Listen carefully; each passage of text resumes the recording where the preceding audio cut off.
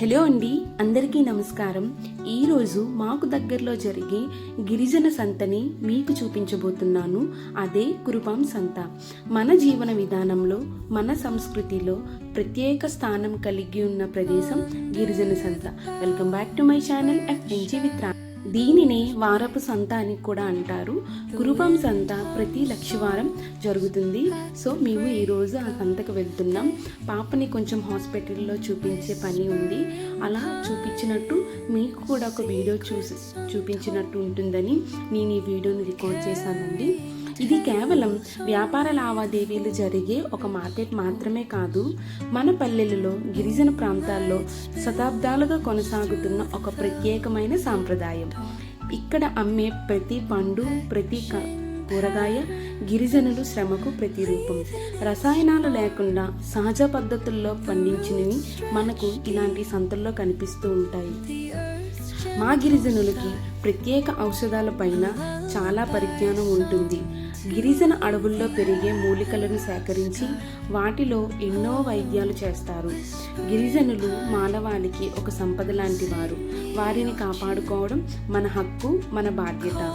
సంత రోజు వచ్చేసరికి సంత జరిగే ప్రాంతమంతా కూడాను ఒక పండుగ వాతావరణంలో మారిపోతుంది. దూరం నుండి గిరిజన కుటుంబాలు వస్తాయి. ఆడ, మగ, పిల్లలు చాలా ఉత్సాహంగా వస్తారు. సంత చుట్టూ బజారు లాంటి హడావిడి కనిపిస్తుందండి. మట్టి వాసన, అడవుల గాలి కలిసిపడి ఒక ప్రత్యేకమైన అనుభూతి మనం పొందుతాము.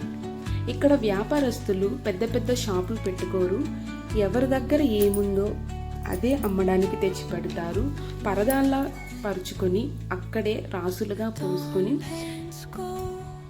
అమ్మకాలు అయితే జరుగుతూ ఉంటాయండి. కొండ చీపుర్లు అవ్వనివ్వండి, సీజన్ బట్టి అక్కడ అడవుల్లో దొరికే పండ్లు, కాయగూరలు తెచ్చి అమ్ముకొని వారికి కావాల్సిన ఉప్పులు, పప్పులు కొనుగోలు చేసి తిరిగి ప్రయాణం అవుతారండి. చాలా దూర ప్రాంతాల నుండి కూడా వచ్చి ప్రతి వారం కూడాను సంతకు కంపల్సరిగా వచ్చి వారికి కావాల్సిన మా గిరిజనులు ఇప్పటికీ అప్పటికీ ఒకేలానే ఉన్నారండి. చాలా స్వభావులు. సంతల్లో బ్యారిటర్ సిస్టమ్ కనిపిస్తుంది. ఉదాహరణకి ఒకరు బియ్యం అమ్మి ఉప్పు కొనుక్కుంటారు. ఎవరికైనా మట్టి పాత్రలు, వంట పాత్రలు ఏమైనా కావాలి అన్నా కూడా ఇక్కడే కొనుక్కుంటారు. గిరిజన ఇళ్లల్లో పెళ్ళిళ్ళు, ఫంక్షన్లు, ఏ కథా కార్యాలు అయినా సరే సంతకు రావాల్సిందే. సంతలో వస్తువులు కొనాల్సిందే. పెద్ద షాపింగ్ మాల్స్ జోలికి పోరండి. వారు నమ్ముకున్న ఈ సంత పద్ధతుల్ని ఇప్పటికీ పాటిస్తున్నారు. పిల్లల్ని కూడా వేసుకొని వస్తారండి. సంతల్లో మనం చూస్తున్నది కేవలం కొనుగోలు, అమ్మకాలు మాత్రమే కాదండి. ఇక్కడ ఒక జీవన శైలి కూడా మనకి కనిపిస్తుంది. ప్రకృతిలో కలిసిపోయి సరళంగా జీవించడంలో ఎంత ఆనందం ఉంటుందో మా గిరిజనుల ద్వారా నేర్చుకోవచ్చండి. ప్రస్తుత ప్రపంచానికి తగ్గట్టుగా కూడా గిరిజనులు మారుతున్నారు. మా గిరిజనులు మొబైల్ ఫోన్స్ వాడుతున్నారు. గూగుల్ పే, ఫోన్పే ఇలాంటివన్నీ కూడా మారినా సరే మాకుండే పద్ధతులను మాత్రం మేము విడిచిపెట్టడం లేదండి. నేనైతే ఇక్కడ చిన్న షాపింగ్ చేశాను. ఈ అక్కతో గాజులు వేయించుకుంటున్నాను. రంగురంగుల గాజులు, పూసలు, బొట్టు ప్యాకెట్లు ఇలాంటివి చాలా తక్కువ రేట్లో మనకి దొరుకుతాయండి.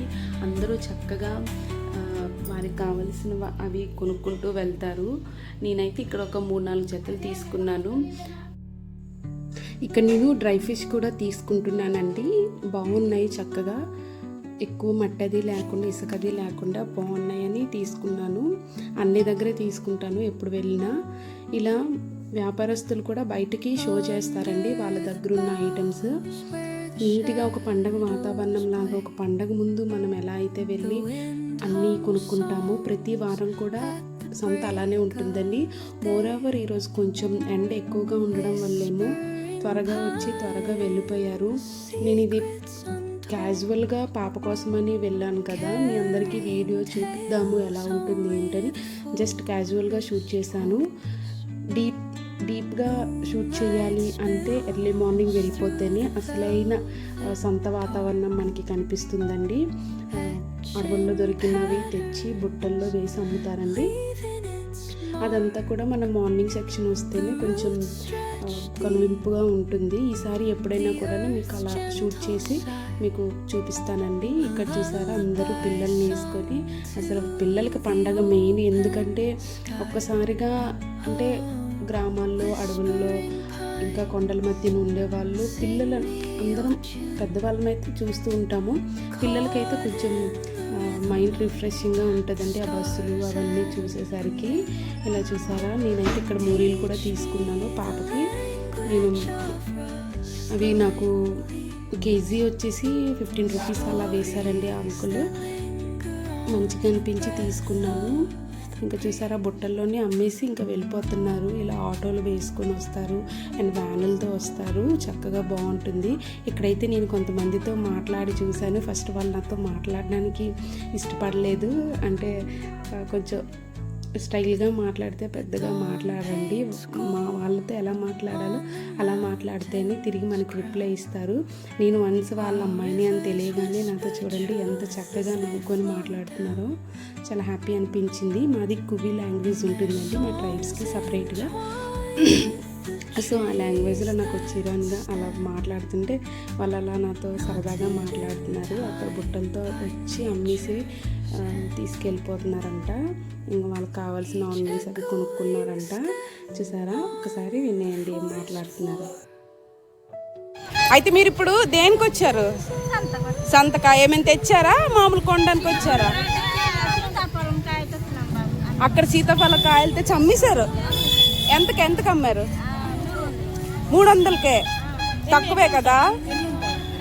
ఎన్ని కేజీలు ఉంటాయి అవి కదా?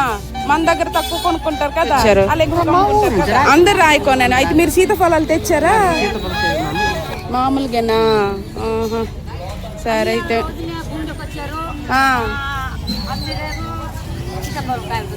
సీతాఫలాలు 300కి అమ్మేశారు. మీ ఇంటి పేరు?